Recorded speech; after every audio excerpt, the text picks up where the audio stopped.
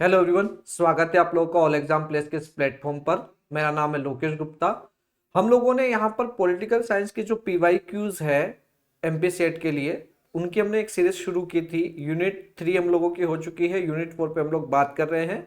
Unit 4 में हम लोग देखते हैं यहाँ पर 2018, 2022 और 2024 का जो एमपी सेट का पेपर था, उसमें यूनिट 4 से कौन कौन से क्वेश्चन आए, उसके पीवाई क्यूज हम लोग सोल्व करने वाले हैं। आप लोगों की जानकारी के लिए बता दूं कि ऑल एग्जाम प्लेस पर पॉलिटिकल साइंस की एमपी सेट, नेट और देन असिस्टेंट प्रोफेसर के लिए क्लास शुरू हो चुकी है। इसकी अभी ऑफर प्राइस जो रखी है वो 2999 रखी गई है, जिसकी एक्चुअल प्राइस जो है वो 7999 है। तो जो बच्चे पॉलिटिकल साइंस की तैयारी करना चाहते हैं मेरे साथ, वो जरूर जुड़िए ऑल एग्जाम प्लेस के साथ।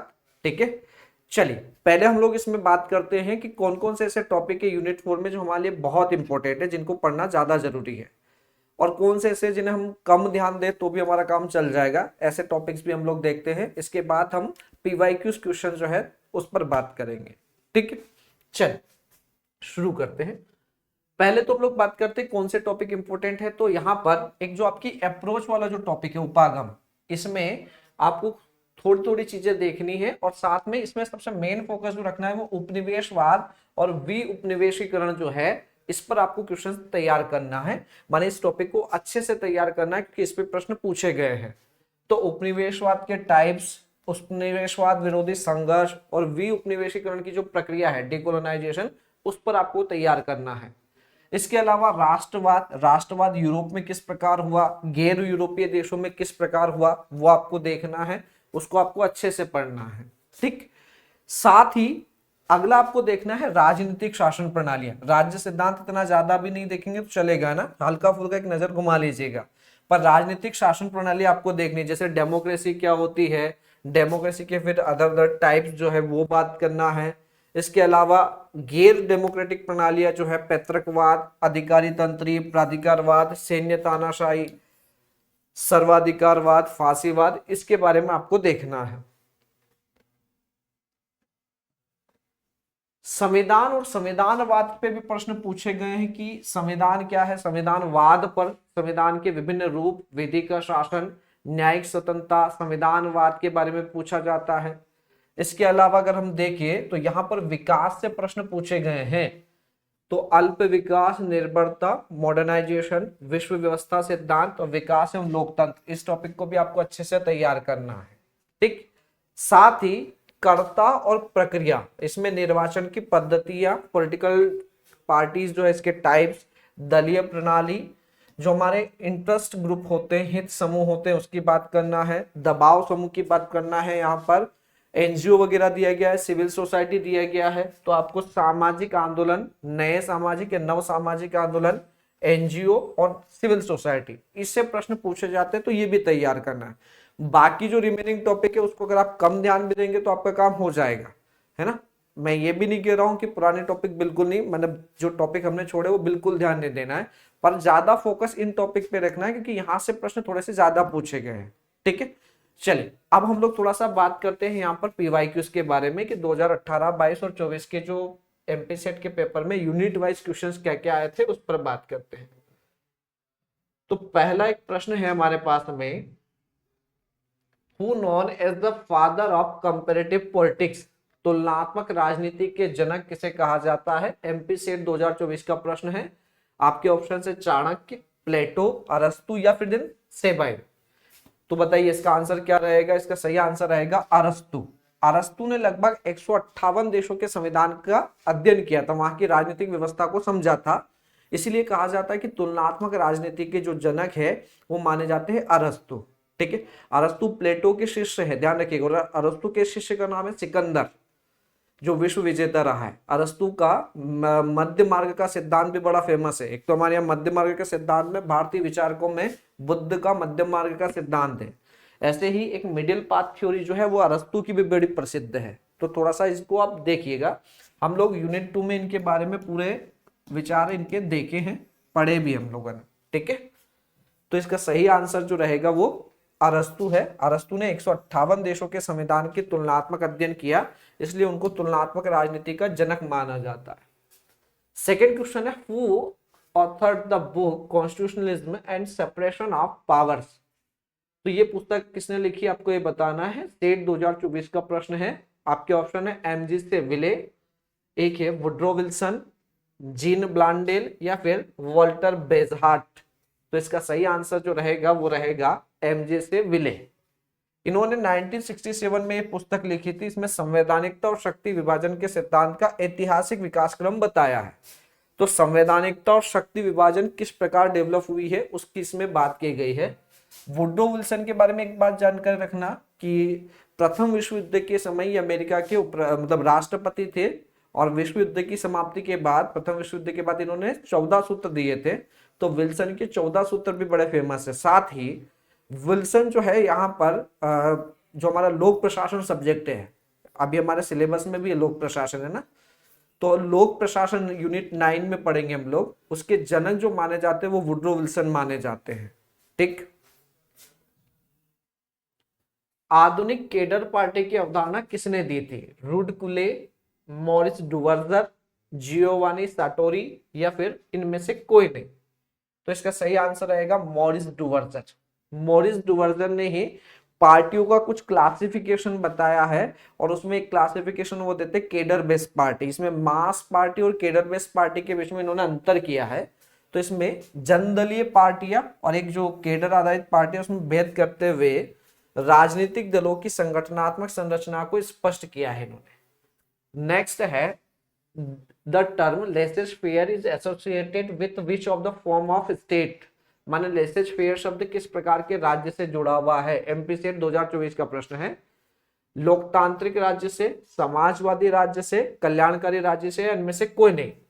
लेसेस फेयर शब्द का मतलब समझिएगा। लेसेस फेयर शब्द का मतलब है अपने हिसाब से चलने दो, अपने आप चलने दो, या एक तरह से कह सकते हैं हस्तक्षेप का कम होना। तो राज्य का किसी व्यवस्था में अगर हस्तक्षेप कम हो और व्यवस्था को राज्य अपने हिसाब से संचालित होने दे तो ये कहलाता है लेसेस फेयर।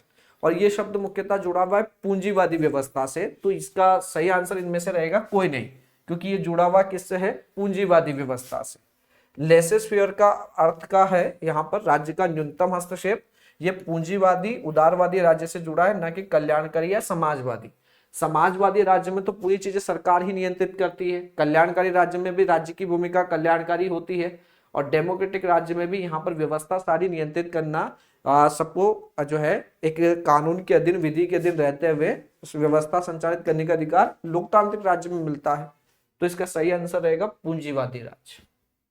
नेक्स्ट प्रश्न है which of the following books was written by Samuel P Huntington. निम्नलिखित में से कौन सी पुस्तक सैमुअल पी हंटिंगटन द्वारा लिखी गई है? Asian drama, the third wave, end of ideology, या नन ऑफ द एबव।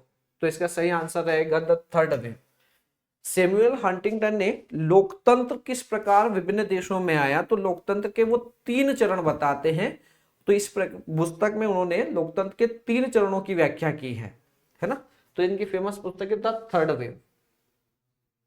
तो हंटिंगटन की पुस्तक द थर्ड वेव जो 1991 में प्रकाशित हुई थी, ये 20वीं सदी के उत्तरार्ध में लोकतंत्रीकरण की लहरों का विश्लेषण करती है। ठीक। अगला है the theory of iron law of oligarchy was given by whom. अल्पतंत्र का लौह नियम का सिद्धांत किसने दिया था? C.W. मिल्स ने, वी पेरेटो ने, जी मोस्का ने, या आर मिशेल्स ने।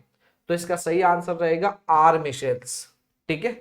आर मिशेल्स ने कहा है कि प्रत्येक संगठन चाहे वो डेमोक्रेटिक ही क्यों ना हो, अंततः कुछ व्यक्तियों के नियंत्रण में वो आ ही जाता है। यही अल्पतंत्र का लौह नियम है। तो मिशेल्स का कहना है कि कोई भी संगठन चाहे वो कितना ही डेमोक्रेटिक ना हो, सब लोग मिलजुल के कितना ही काम करें, अंततः वहां पर होगा ये कि वो संगठन का संचालन कुछ लोग ही करेंगे, कुछ लोगों के हाथ में उस संगठन की सारी शक्तियां आ जाएगी। इसी को बोलते हैं अल्पतंत्र का लौह नियम। ठीक है। नेक्स्ट प्रश्न देखिए, तुलनात्मक राजनीति का संबंध राजनीतिक संस्थाओं की कार्यविधि व राजनीतिक व्यवहार की निरंतरताओं, समानता और असमानताओं से है। ये स्टेटमेंट किसका आपको ये बताना है। आपके ऑप्शन है ब्रेबांती, माइकल कर्टिस, या फिर जीन ब्लांडेल, या फिर देन के रॉबर्ट्स। तो आपको बताना है स्टेटमेंट किसका है। इसका सही आंसर रहेगा जीन ब्लांडेल। तो जीन ब्लांडेल ने तुलनात्मक राजनीति को विभिन्न देशों की राजनीतिक संस्थाओं और व्यवहारों के तुलनात्मक अध्ययन के रूप में डिफाइन किया है। तो ब्लांडिल का कहना क्या है कि तुलनात्मक राजनीति का मतलब है विभिन्न देशों के पॉलिटिकल सिस्टम की स्टडी करना। तो विभिन्न देशों के पॉलिटिकल सिस्टम की कंपैरेटिव स्टडी करना क्या कहलाता है यहां पर, तुलनात्मक राजनीति। नेक्स्ट प्रश्न है, दबाव समूह की विशेषताओं में निम्नलिखित में से क्या असंगत है। आपने एक नाम सुना होगा प्रेशर ग्रुप, तो प्रेशर ग्रुप की कौन सी विशेषता नहीं है, कैरेक्टरिस्टिक में कौन सा सही नहीं है, उसमें ये बताना है। क्या वो फॉर्मल ऑर्गेनाइजेशन होते हैं, उनका स्पेसिफाइड सेल्फ इंटरेस्ट होता है, फिक्स्ड टेन्यूर होता है, या फिर वॉलेंटरी मेंबरशिप होती है। तो इसका सही आंसर आएगा फिक्स्ड टेन्यूर नहीं होता। दबाव समूह ऐसे समूह हैं जो सरकार से स्वतंत्र रहकर सरकार की नीतियों को प्रभावित करते हैं और अपने समूह के जो सदस्य उनके फेवर में नीति निर्माण के लिए सरकार पर दबाव डालते हैं। ऐसे बहुत सारे हमारे पास में समूह हैं, जैसे आपने छात्र समूह में अगर देखे तो एबीवीपी देखा होगा, एनएसयूआई देखा होगा, धर्म पे हमारे यहाँ है, किसानों के लिए कुछ संगठन बने हुए, मजदूरों के लिए कुछ संगठन बने हुए हैं। तो ये सब कैसे हैं, दबाव समूह। दबाव समूह एक फॉर्मल ऑर्गेनाइजेशन है, कोई भी व्यक्ति अपनी इच्छा से उसकी सदस्यता ले सकता है और छोड़ भी सकता है। तो स्वनिश्चित अपने स्वहित के लिए काम कर रहे ऐच्छिक सदस्यता पर उनका कोई फिक्स टेन्यूर नहीं होता। ठीक है। नेक्स्ट प्रश्न है, मोंटेस्क्यू की द पुस्तक जो है द स्पिरिट ऑफ लॉज में बताए गए 3 शासन रूपों में कौन शामिल नहीं है। तो आपको बताना मोंटेस्क्यू ने जो अपने शासन पुस्तक में जो शासन के 3 टाइप्स बताए उसमें कौन सा शामिल नहीं है, रिपब्लिक, मोनार्की, डेस्पोटिक या फिर क्लास सिस्टम। तो इसका सही आंसर रहेगा क्लास सिस्टम। ये रिपब्लिक सिस्टम की भी बात करते हैं, मोनार्की की भी बात करते हैं, ऑटोक्रेटिक की भी बात करते हैं, पर ये वर्गतंत्री व्यवस्था की बात नहीं करते है ना। तो शासन के 3 टाइप्स बताए। Who used the term social movement for the first time? सामाजिक आंदोलन शब्द का प्रयोग सबसे पहले किसने किया, सेट 2022 का प्रश्न है, ध्यान रखिएगा। मॉन्टेस्क्यू ने, सेंट साइमन ने, माओ ने या मार्क्स ने। तो सामाजिक आंदोलन माने समाज में सुधार के लिए जो आंदोलन किए जाते हैं, सामाजिक व्यवस्था में बदलाव के लिए जो आंदोलन किए जाते हैं वो सामाजिक आंदोलन कहलाते हैं।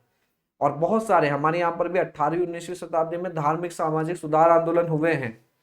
तो ये शब्द सामाजिक आंदोलन सबसे पहले किसने इंट्रोड्यूस किया था, ये किया था सेंट साइमन ने। ठीक है, तो सेंट साइमन ने सबसे पहले शब्द का यूज किया और समाज सुधार सामूहिक परिवर्तन के संदर्भ में इसको यूज किया था उन्होंने। नेक्स्ट है, who gave the concept of political culture, राजनीतिक संस्कृति की अवधारणा किसने दी, सेट 2022 का प्रश्न है। मैक्रिडीज, मार्टिन लिपसेट, गैब्रियल आलमंड या फिर वेबर। तो आपको बताना है पॉलिटिकल कल्चर ये वर्ड किसने या कॉन्सेप्ट किसने डेवलप किया था। इसका सही आंसर रहेगा गैब्रियल आलमंड ने। तो गैब्रियल आलमंड और सिडनी वर्मा ने द सिविक कल्चर और राजनीतिक संस्कृति की अवधारणा दी। एक प्रश्न है, the great leap forward policy, लंबी छलांग नीति किस देश में अपनाई गई, अमेरिका, भारत, चीन या फिर जापान। ये नीति मुख्यतः जुड़ी हुई है चीन से। चीन का एक शासक हुआ है माओ से तुंग, जो साम्यवादी नेता था। लेनिन या देन मार्क्स की जो विचारधारा थी उसको व्यवहारिक रूप में क्रियान्वित करने वाला व्यक्ति था माओ से तुंग। उसके द्वारा चीन में इकोनॉमिक डेवलपमेंट के लिए लंबी छलांग की नीति अपनाई गई। उसके माध्यम से वहां पर चीन में उद्योगों को बढ़ावा दिया गया। तो चीन में तीव्र औद्योगिकरण की दिशा में अग्रसर करने हेतु ये नीति की शुरुआत 1958 में चीन का जो शासक था माओ से तुंग उसके द्वारा की गई थी। एक क्वेश्चन है, who among the following scholars talked about the politics of scarcity in India. निम्नलिखित में से किस विद्वान ने भारत में अभाव की राजनीति का उल्लेख किया है, W Morris Jones, Paul R Brass, Paul Wallace और मायरन विनर। तो इसका सही आंसर क्या रहेगा भाई, इसका सही आंसर रहेगा मायरन विनर। तो मायरन विनर ने भारतीय राजनीति को सीमित संसाधनों व बढ़ती मांगों के संघर्ष के रूप में बताया। उनका कहना था कि भारत में संसाधन तो सीमित है, परंतु यहाँ ज्यादा पब्लिक होने के कारण, जनसंख्या ज्यादा होने के कारण डिमांड ज्यादा है। ऐसे में यहाँ पर अब अभाव हो गया है संसाधनों का, तो वो कहते हैं इसको यहाँ पर क्या अभाव की राजनीति है। अगला प्रश्न है, निम्नलिखित में से किस देश में संविधान संशोधन की प्रक्रिया अत्यधिक कठोर है। सेट 2018 का प्रश्न है। इंग्लैंड, अमेरिका, भारत या फिर फ्रांस। तो इसका सही आंसर है अमेरिका। देखिए, संविधान संशोधन की जो प्रक्रिया है वो 2 प्रकार की हो सकती है, तो बहुत ज्यादा कठोर या बहुत ज्यादा लचीली। अमेरिका के संविधान संशोधन की प्रक्रिया सबसे कठोर मानी जाती है, वहीं इंग्लैंड की जो संविधान संशोधन की प्रक्रिया वो सबसे लचीली है, सबसे आसान कह सकते हैं आप, क्योंकि इंग्लैंड में कोई रिटर्न संविधान है ही नहीं, अलिखित संविधान है, वो परंपराओं को ही संविधान कहते हैं, तो उनमें बदलाव सामान्य जो एक साधारण कानून जो उसके माध्यम से किया जा सकता है। जबकि अमेरिका में अगर संविधान संशोधन करना हो तो वहां की जो संसद है उसके दोनों हाउस से अलग अलग 2/3 मेजोरिटी से पास करना है, फिर जितने भी राज्य हैं उसके 3/4 बहुमत मतलब 3/4 राज्यों से वो पास होना चाहिए, तब जाके वहां संशोधन होगा। भारत में तो इन दोनों का मिक्सचर है, ना ज्यादा लचीली है ना ज्यादा कठोर है, हमने दोनों को बैलेंस करके लिया है। तो इसका सही आंसर है अमेरिका। ब्रिटेन की संवैधानिक व्यवस्था के संदर्भ में कौन सा कथन सही नहीं है? 2018 का प्रश्न है। पहला, Britain has an unwritten constitution, माने ब्रिटेन में अलिखित संविधान है, यहाँ न्यायिक पुनर्वलोकन की व्यवस्था नहीं है, यहाँ संसदीय संप्रभुता है, यहाँ कानून का शासन है। तो देखिए, ब्रिटेन में एक तो अलिखित संविधान, अभी हमने बात की थी कि ब्रिटेन का कॉन्स्टिट्यूशन है ही नहीं, लिखित में नहीं है, वहां परंपराओं को ही वो संविधान के रूप में मानते हैं। दूसरा, यहाँ संसद की सर्वोच्चता है, संसद द्वारा बनाए गए कानून को किसी भी कोर्ट द्वारा जो है न्यायिक पुनर्वलोकन नहीं किया जा सकता। तो यहाँ संसद के बारे में कहा जाता है कि संसद ऐसी है जो महिला को पुरुष और पुरुष को महिला बनाने के अलावा बाकी सब काम कर सकती है, इतनी पावरफुल संसद है। तो संसदीय सर्वोच्चता का सिद्धांत वहां लागू है ना। हाँ, न्यायिक पुनर्वलोकन की व्यवस्था नहीं हमारे यहाँ है और अमेरिका में, क्योंकि हमने अमेरिका से लिया है। न्यायिक पुनर्वलोकन का मतलब होता है संसद या विधायक जो द्वारा बनाए गए कानून है और कार्यपालिका द्वारा किए गए कार्यों की संवैधानिकता का परीक्षण करने की शक्ति न्यायपालिका के पास हो, तो ये कहलाता है न्यायिक पुनर्वलोकन। और हमारे यहाँ सुप्रीम कोर्ट के पास और हाईकोर्ट के पास ये पावर है कि वो सरकार के और संसद के कार्यों की जांच कर सकता है, ठीक है, कि वो संविधान के अकॉर्डिंग है या नहीं। कानून का शासन वहां भी है, तो इसका सही आंसर रहेगा बी। नेक्स्ट प्रश्न है, निम्नलिखित में से कौन प्रत्यक्ष लोकतंत्र का उपकरण नहीं है? जनमत संग्रह, इनिशिएटिव या मैंने पहल करना, रिकॉल वापस बुलाने का अधिकार, और एक है फेलिबस्टरिंग। तो फेलिबस्टरिंग नहीं है, इसका सही आंसर रहेगा डी। जनमत संग्रह होता है, जहां प्रत्यक्ष लोकतंत्र होते हैं वहां जनमत संग्रह माने जनता की राय जानकर ही कोई कार्य किया जाता है, जनता से पूछा जाता है। इनिशिएटिव, वहां जनता भी कुछ इनिशिएट कर सकती है। जनप्रतिनिधियों को कार्यकाल पूर्ण होने से पहले वापस बुलाने का अधिकार भी होता है।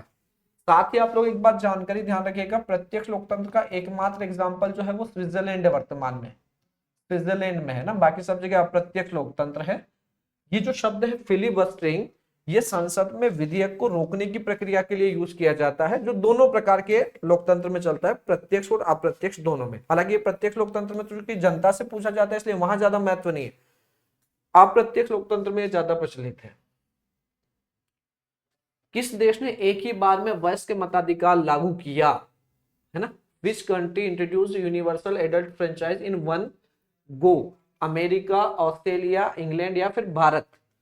सार्वभौमिक वयस्क मताधिकार का मतलब है एक निश्चित आयु के बाद सभी उम्र के लोगों को अगर मत देने का अधिकार दिया जाए, सभी लोगों को, उसमें धर्म जाति इस आधार पर भेदभाव ना करें, लिंग के आधार पर भेदभाव ना करें, तो ये कहलाता है सार्वभौमिक वयस्क मताधिकार।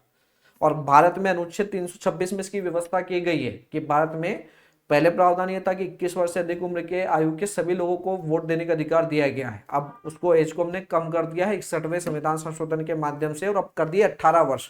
तो 18 वर्ष से अधिक उम्र के सभी लोगों को यहाँ वोट देने का अधिकार दिया गया है भारत में। तो इसका आंसर रहेगा भारत में। भारत में एक ही बार में सबको वयस्क मताधिकार का प्रावधान किया गया है। अमेरिका में हुआ है तो वो थोड़ा अलग तरीके से, पहले जो है धनी संपन्न लोगों के पास था, पुरुषों के पास था, फिर महिलाओं के पास है। तो यहाँ सब एक साथ नहीं हुआ, हमारे यहाँ सबको एक साथ दिया गया है। ठीक है, चलिए आज का सेशन हम यही ओवर करेंगे। आई होप आपको वीडियो पसंद आया होगा। आप लोगों की जानकारी के लिए बता दूं कि ऑल एग्जाम प्लेस पे पॉलिटिकल साइंस की क्लास शुरू हो चुकी है नेट चेट और एपी के लिए। तो जो बच्चे इंटरेस्टेड है वो इसको ज्वाइन कर सकते हैं। इसकी अभी ऑफर प्राइस जो है वो 2999 है। ठीक है, और उम्मीद करता हूँ आपको ये सीरीज पसंद आ रही होगी। आप लोगों के लिए ऐसे ही, अभी तो हम लोग यूनिट 10 तक चलेंगे, अभी आज यूनिट 4 हुआ है, हम लोग यूनिट 10 तक के वीडियो लेके आएंगे। उसके बाद आप लोगों की तैयारी के लिए यूट्यूब पे एमसीक्यूज की क्लास भी लेके आएंगे हम लोग, ताकि आपकी और तैयारी अच्छी हो जाए। आपको आई होप क्लास पसंद आ रही होगी। अपने अनुभव जो है वो कमेंट्स के माध्यम से जरूर शेयर कीजिएगा, और उसमें क्या आप लोगों को लगता है किन टॉपिक्स पे वीडियो चाहिए या क्या क्लासेस में और क्या कर सकते हैं, वो अपने सुझाव जरूर दीजिएगा। ठीक है, तो चलिए मिलते हैं, धन्यवाद।